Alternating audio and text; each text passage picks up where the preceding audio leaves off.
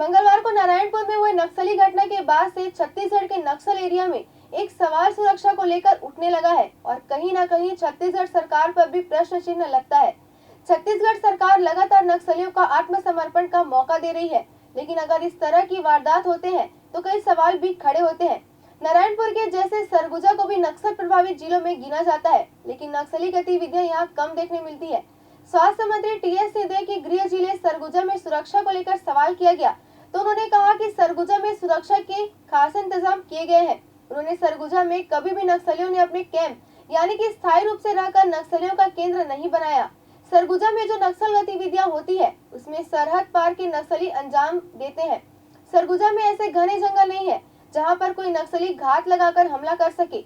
सरगुजा में अगर ऐसी कोई भी नक्सली दिखाई देते हैं तो उनकी जानकारी स्थानीय लोग पुलिस प्रशासन से करते हैं, जिससे बड़ी घटना आसानी से नहीं हो पाती।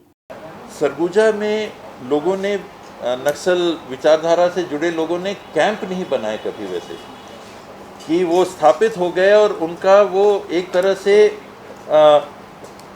ऊर्जा के स्रोत, संचार का स्रोत बन गया। वो सरगुजा में जो नक्सल गतिविधियां होती थी वो सीमा पार से लोग आते थे, जाते थे, कुछ दिन के लिए रहते थे, चले जाते थे। वहाँ एक शायद उतने घने जंगल जहाँ किसी को पता ही ना चले कि कोई है, ऐसे नहीं है।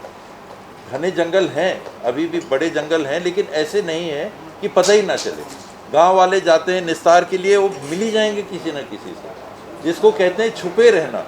अबुझमाड़ और सरगुजा में जो अंतर है वही कारण है। वहाँ आके लोग बस के एक तरह से उन्होंने बेस बना लिया। सरगुजा में वो स्थिति नहीं है। वहाँ आना जाना, रहना कुछ दिन के लिए, फिर आना, क्योंकि आदान प्रदान इतना ज़्यादा है।